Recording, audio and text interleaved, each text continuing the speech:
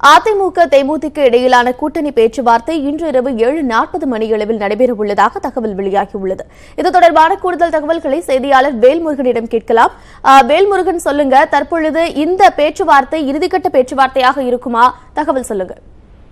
கிருத்திகா, ஏற்கனவே அதிமுக தேமுதிக உடனான அந்த கூட்டணி என்பது தொடர்ச்சியாக பேச்சுவார்த்தை நடைபெற்று வருகிறது. அந்த அடிப்படையில் கிட்டத்தட்ட 20 நாட்களை கடந்து செல்லக்கூடிய சூழல் தற்போது ஏற்பட்டிருக்கிறது. இந்த நிலையில் இன்று மாலை சரியாக 7:40 மணி அளவில் தனியார் ஹோட்டலில் அதிமுக நிர்வாகிகள் மற்றும் தேமுதிகவினுடைய சார்பில் விஜயகாந்த் மற்றும் பிரேமலதா விஜயகாந்த், LK சதீஷ் உள்ளிட்ட அனைவருமே அந்த ஹோட்டலுக்கு சென்று இந்த தேமுதிகவினுடன் அந்த கூட்டணி என்பதை உறுதி செய்துவிட்டு தற்போது வர இருப்பதாக தகவல்கள் வெளியாகி இருக்கிறது.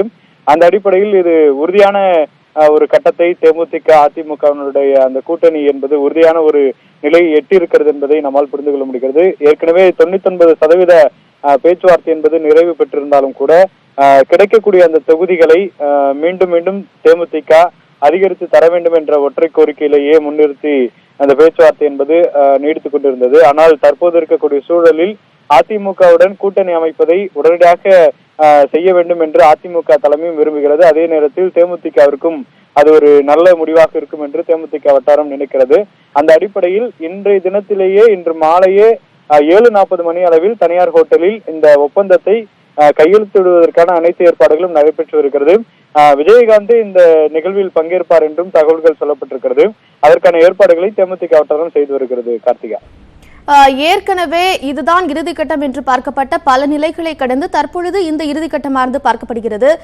இந்த பேச்சுவார்த்தையில் எத்தனை தொகுதிகளை தேமுதிக கேட்க இருக்கிறது, அது குறித்த தகவல் சொல்லுங்க.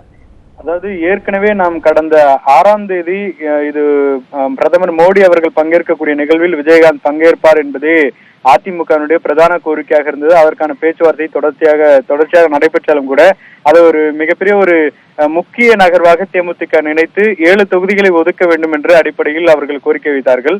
ஆனால் அதிமுகவினுடைய தரப்பிலிருந்து தங்களுடைய நிலையிலிருந்து மாறாமல் 4 தொகுதி என்பதை ஒரு கையில் வைத்துக் கொண்டு அதை மட்டுமே வைத்து தேமுதிகவிற்கு பேச்சுவார்த்தைகள் நடைபெற்றது. ஆனால் தற்போது இருக்கக்கூடிய நிலையில் தேமுதிக 5 தொகுதிகளை ஒரு கடைசி கட்டமாக ஒதுக்க வேண்டும் என்ற கோரிக்கை வைத்திருக்கிறார்கள். ஆனால் தற்போதும் அதிமுகவினுடைய வட்டாரத்திலிருந்து 4 தொகுதிகள் தான் என்ற அடிப்படையில் பேசி வருவதாக சொல்லப்படுகிறது. இருந்த போதிலும் இன்று கையெழுத்து ஆகும் பொழுது எத்தனை தொகுதிகள் என்பது உறுதியாகிவிடும். ஆனால் 5 தொகுதிக்கு மேலாக கிடைக்கும் என்ற ஒரு வாய்ப்பு என்பது தேமுதிக இழந்து விட்டதாகவே சொல்லப்படுகிறது. அந்த அடிப்படையில் 4 அல்லது 5 தொகுதி என்பது கிட்டத்தட்ட உறுதி செய்யப்பட்ட ஒன்றாக இருக்கிறது. 5 என்பது தேமுதிகவினுடைய வேண்டுகோள். அதே போல அதிமுகவினுடைய ஒதுக்கப்பட்ட தொகுதி என்பது 5 தொகுதி இல்லாமல் 4 தொகுதி என்பதை உறுதி செய்யப்பட்டிருக்கிறது.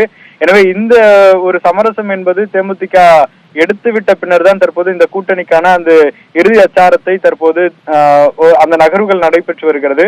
எனவே அதே போல நேற்று 2 தினங்களாக நடைபெற்ற ஆலோசனையில் அவர்களுடைய ஒதுக்கக்கூடிய தொகுதிகள் என்னவாக இருக்கும், பாமக கேட்ட தொகுதிகளை விட குறைவாக பெற்றாலும் கூட கிடைக்கக்கூடிய தொகுதிகள் அவர்களுக்கு வெற்றி வாய்ப்பு அதிகமாக ஏற்படுத்தக்கூடிய தொகுதிகளை ஒதுக்குமா என்ற ஒரு சந்தேகத்தில் இருந்தது.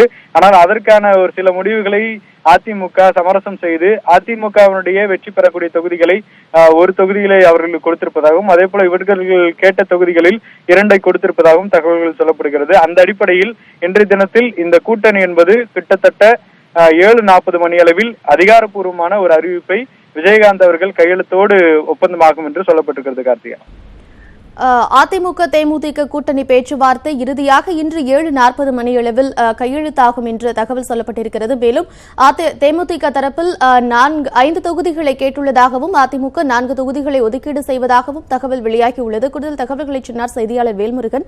நன்றி வேல்முருகன்.